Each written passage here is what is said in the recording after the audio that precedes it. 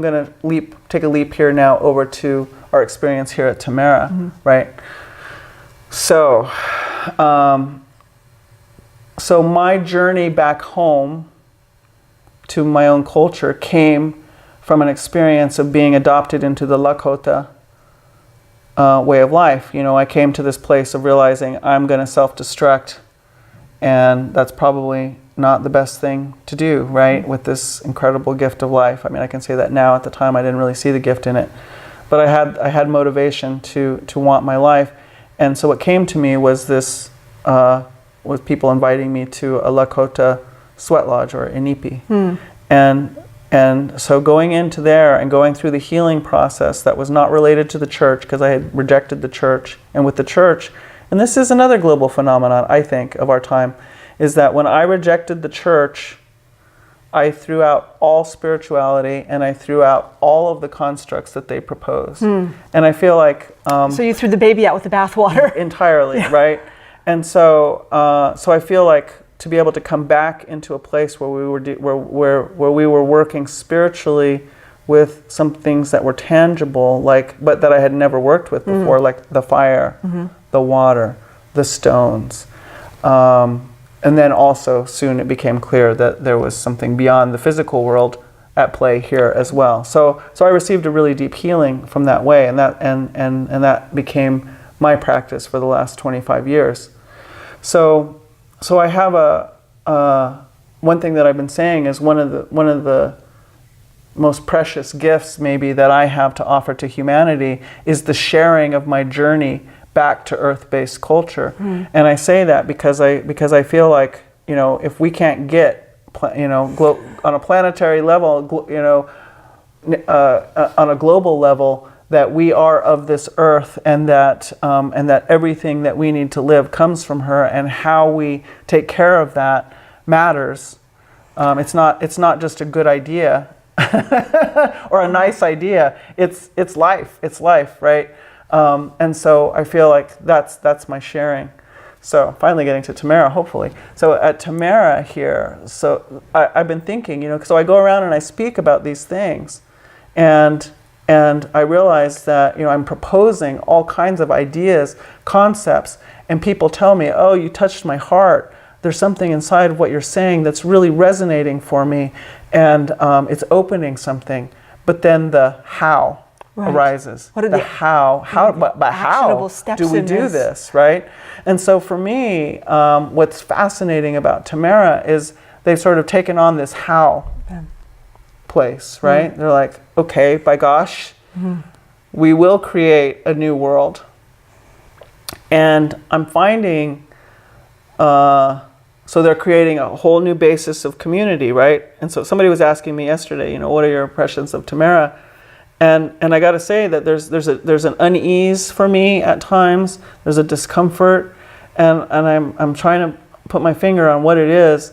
And at the same time, there's huge respect and just wanting to weep at the possibility of what's being attempted here.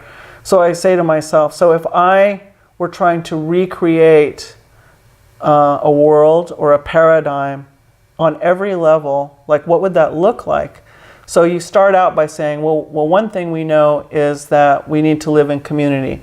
We need to stop this business of expecting that each house in suburbia can create an entire ecosystem for itself. That's like sustainable madness, right? But that's really what we're asking of in each and every household. We're like, you need to create an entire ecosystem for yourself. It's like, and you too, and you too, and you too, and you too, until we're in the millions and billions, right? And we obviously can't sustain that.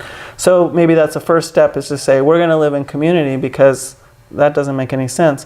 And then you think, all right, but then how are we going to grow our food? So we get down to the basics. Well, we need to make sure that they're pure, they're clean, etc. So a lot of people are in this movement around the world, right, about having this. Then they think, all right, well, what about our water? How are we going to take care of that? And then it comes on to, so, you know, it's like piece by piece, reinventing life. Right. And so there are some parts here that feel, you know, like they're missing some things, you know, and that's the part that I get nervous about. I can't think of a good example right now, but there's some part of me that gets a little nervous about it because it's also wanting to talk about being a model for other people, right? And at the same time, I think, but yeah, if you're going to reinvent life, it's going to take some time. It's going to take some trial and error, and the pieces are going to be missing, especially when you have to do it from like a center of knowing that your center is knowing you want to live differently on the earth, right. But then it has to evolve and grow and answer all the questions, like in all the directions at once, is kind of how I'm seeing this over here. Right. And so I'm like, my God, what a task, what an undertaking.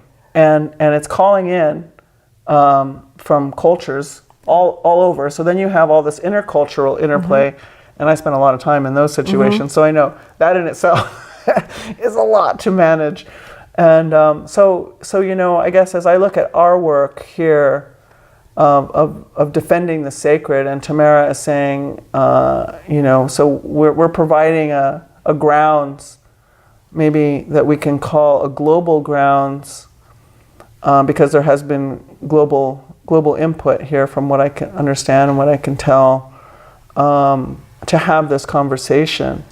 And I feel like maybe, I guess another aspect of it is to say, so what's it like to do that?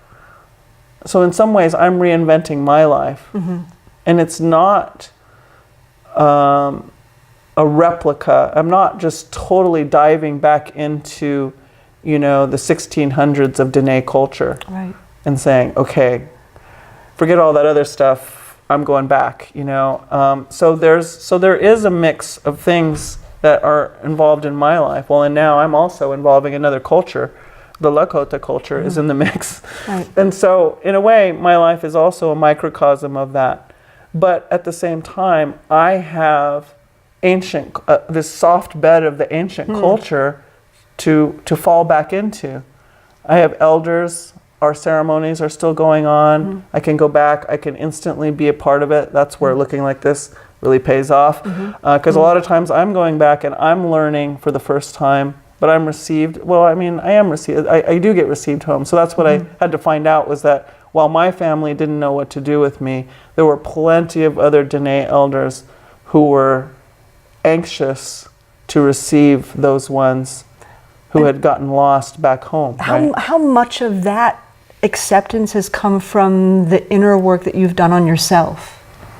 I think it's huge. So what I often say is that when I went over to Lakota way, so in the Lakota tradition, people may not know, but in the United States, Indigenous peoples did not have the right to practice their own spiritual way until 1978. And so at a certain point in Lakota history, it was decided that they weren't going to hide their ceremonies anymore, that they were going to bring it out, they were going to make a stand. And in this one particular instance, with a very prominent family, there was an elder who had a vision about the time to do it. He said, okay, the time to do it is now. And what I saw in my vision is that people from all races, black, red, yellow, white, they would all come into and be here with us when we make our stand and bring this out. Not all Lakota people agree with that, but in fact that is how in many places the Lakota tradition has unfolded, and in fact it's taking place worldwide at this time. The Lakota many of the spiritual practices and ceremonies. And Standing Rock took place on Lakota land. Dakota land. So that's also focusing attention there on a global level. Do you see, as pejorative as the Dakota pipeline is in its relationship to the water there, something global was seeded there that seems to be now rippling into the world in a way that was not happening before. Do you feel that? Do you see that on some level? Oh, absolutely. And so is this the in terms of the prophecy, is this, I know that we've had LaDonna here speaking about the prophecy. It seems as if there's something that's being seeded on a global level as a result of what could have been taken as just a local operation. Right. Yeah, I think with Standing Rock, there has been a couple of different prophecies have been alluded to. One might be that one, although that seemed to be very related to a specific ceremony. But one that's more invoked, I guess if that's the word, around Standing Rock is some of the words that Crazy Horse had to say about the people coming together, about the Rainbow Tribe coming together, right? And coming back to the Tree of Life. So yeah, I would say, and also the prophecy of the eagle and the condor coming together. Can you tell us that prophecy? Because I think that's significant also in terms of what now has rippled out into this gathering. Well, I feel like my knowledge of the deeper knowledge of that prophecy, I don't really carry so much. But I can say that, you know, it has been said that, I mean, generally it's said that, you know, when the eagle and the condor come together and will fly in the same skies together, that will be a sign and of a time of healing and possibility, right? And so I actually have found myself on that road inadvertently. I was kind of on it for a couple years before I realized I was even on it. Wow. But I've spent quite a bit of time in South America over the last several years and meeting with my relatives down there, in particular my beloved family of the Mapuche in Chile. And we just love each other so deeply. We just like laid eyes on each other and we're like, it's you know, and I had no idea that would happen. Incredible people. But now it feels like there's a shift for me coming off of the road of the eagle and the condor, and I don't even know what road we would call this, but now I've been spending a lot of time in the UK, and I'm so called and held, and there's still so much more of what needs to come out with the land in England and Ireland and Scotland.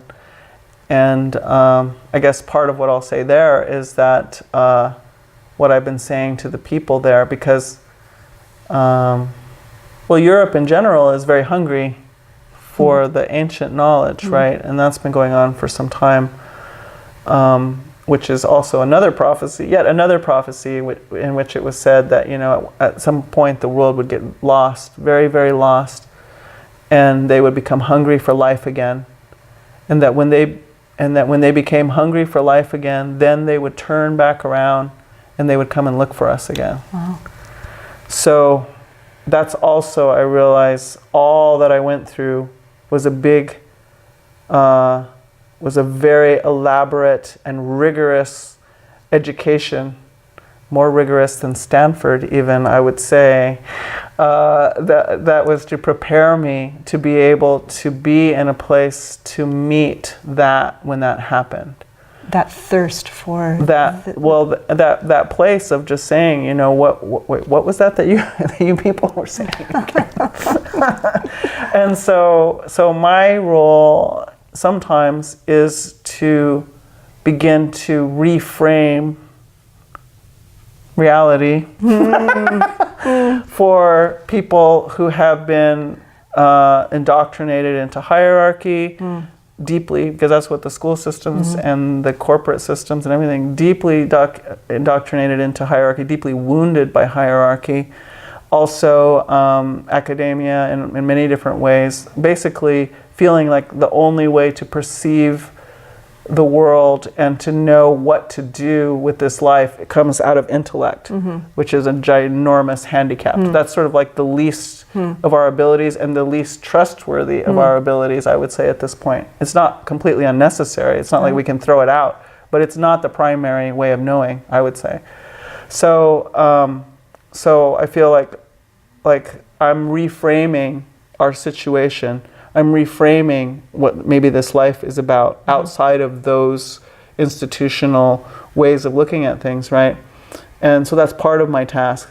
The other part of my task is then also to be in a place to begin to talk with other Indigenous people, and not so much in North America, But south of the border, Mexico, I've had huge experiences in Mexico where when I describe what we hold, so one of my taglines, I guess we could almost call it at this point, is to say that if sustainability is the highest and most sought after technology on the planet, who should we be talking to? We should be talking to those peoples who've known how to live in one place over an extended period of time, like 1,000 years or 2,000 years or 5,000 years or whatever it is, right? In relative health, harmony, and happiness. They're actually the true scientists and holders of the technology of this sustainability that we keep saying we want. So the best practices which have been pioneered and lived for eons. That's right. Yeah. Right. And so that sustainability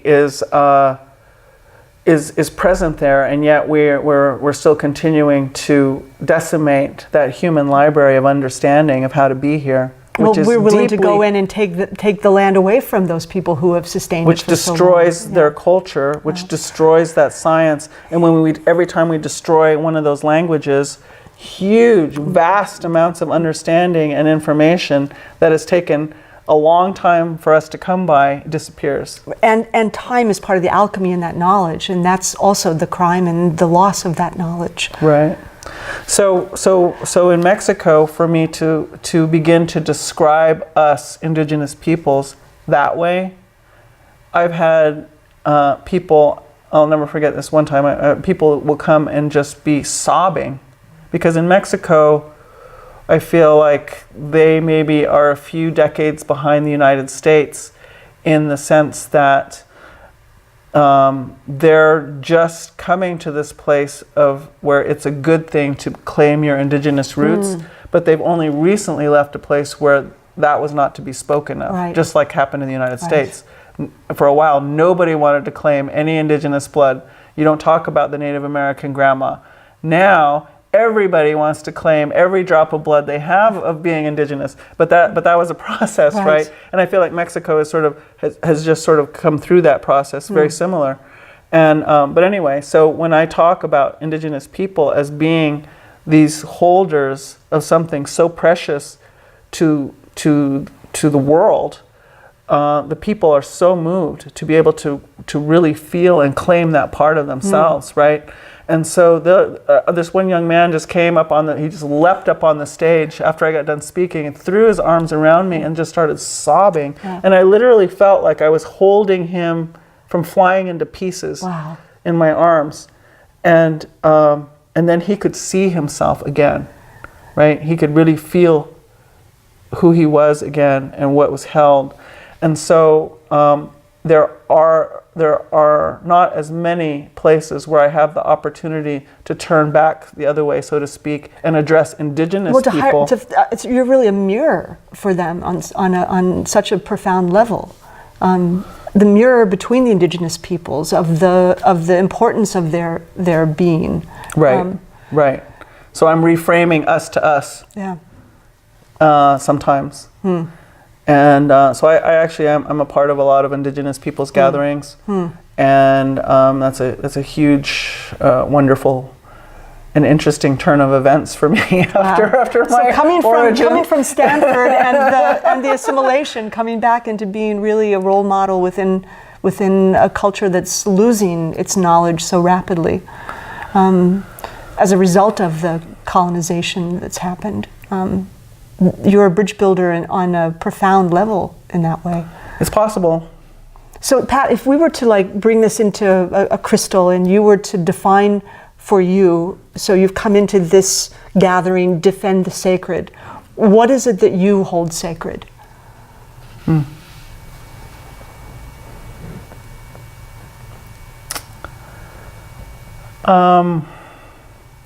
I hold life sacred. So,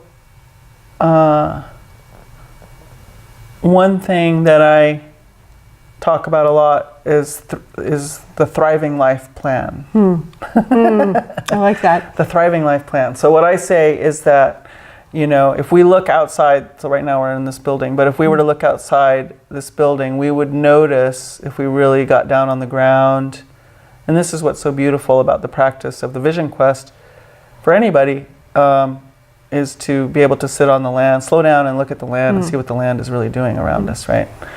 And so if we were to do that, and even if we didn't get down on our hands and knees, all we have to do is just kind of really take a look around with the lens of saying, what's everything doing out there? And what everything is doing out there is making more life. It's making more life. It's doing everything in its little tiny body or great big body to figure out, how am I going to make some more life? That's what's going on out there, right? And so I say the plan is life here on this Mother Earth. I don't know about other places, but right here, the plan is life. And she is just blasting with life. And so our difficulty is that we have forgotten that a very, very basic thing, which is that the plan is life. And we have also been taken so far away from our perfect design. We are perfectly designed to participate fully in thriving life. And yet we have been denying that design for quite a long time now. And what I feel like we can say maybe about Indigenous culture is it has not forgotten our design for thriving life. So that's what. So that design for thriving life is that science of sustainability that I was talking about, right? And so yeah, I feel like our every time we come together from all parts of the circle, right? So when we sit in circle, everybody describes the center in a slightly different way. So if you put an object in the center of the circle, everybody's going to see it a little bit different. And I can't even see what's on the other side. So I have to rely on the other side of that circle to tell me what that other side looks like. And so if I never sit in circle, I don't realize how much missing information I have, right? And so here we are sitting in this circle at this auspicious and precarious time, and I can keep my ear cocked for someone telling me, what are you seeing on the other side of that circle? So that's very precious right now, and it's a I say to the young people, you know, you have got to want your life. You've got to want it like this. You got to want it. And because if you don't, our circumstances right now are basically going to kick your back end, right? And so at a minimum, you got to find that place of you got to want your life. And so whatever it is that makes you want your life like that, that's your road. That's the road you got to stay on. I don't care what anybody else tells you about what you're supposed to do, what you know, all of that stuff. I'm trying to give them a little survival tip here, because I'm like, if you don't like want your life like that, it's all over. So each one of us has a different thing that makes us want our life, right? And so that's what I feel like we need to bring together. And so here at this, just our coming, so me coming across the ocean and the world is a vote for, I want my life. And I want my life with you, even more so, as another step, right? And so all of us are sort of having that vote by showing up with all the difficulties and all the cultural misunderstanding, but also all the cultural beauty and insight. It's been an extraordinary, right? I mean, yes, sitting on one side of the circle and looking through the eyes of someone on the other side of the circle has been really enlightening on a level that I haven't experienced before. If you were to just look at camera and you're broadcasting from the camp at Defend the Sacred in Tamera in Portugal, what would your concluding piece of information from this camp be for our viewers? So from the Defend the Sacred camp here at Tamera in Portugal, I want to say to anybody who's watching, we are here. We have arrived. We have shown up. We have made that commitment to be here. We have made that commitment to life. We have made that commitment to cultural pluralism, to maybe even we could say religious pluralism, to acknowledge all of the different species. And we're here to talk about it. We're here to bring our hearts together and see what would be good for the children, which is what one of our renowned elders said. And we had a youth camp here, and we got to hear from them. We got to hear what's on their minds and hearts. And so we are here and making ourselves available to what would inform us now. And I don't know that we'll come to some very solid group aha to broadcast. We might. It's not out of the question. Don't put it past us. We could. But for sure, each of us and all of the people who've arrived here are already on the job big time, like 24/7 they're on the job of trying to understand how do we come back to thriving life. And so we are being nurtured and we're being nourished in this circle. And we're also being nurtured and nourished from this earth here, which for some of us from Turtle Island is very profound, to go back to the place where Christopher Columbus was born and came from. And so there's healing taking place here as well. And to have Europe call forth the Thriving Life Plan is very profound. So spirit is afoot here. There's magic afoot here. There's possibility afoot here. And my prayer for us and for myself every day is, how can I fully participate in the very highest possibility for life, light, and love? And it's so profound to know that I'm sitting in a circle of people who feels like have made that commitment or something very similar. So know that we are here generating a call out to creation, saying we want our life. We want to live. That's what my elders say every time we go into ceremony. We do this so that people can live. And so I feel like that's what we're doing here. We do this so that the people can live, because we want to live. We want all of us to live, meaning beyond the human community as well. And who knows? Who knows what will come? So thank you. And Pat, thank you for sitting down with me today. Yeah. And I really appreciate your presence here in our in this collective and our personal connection as well. Yes. So thank you. Thank you. Thank you for your work.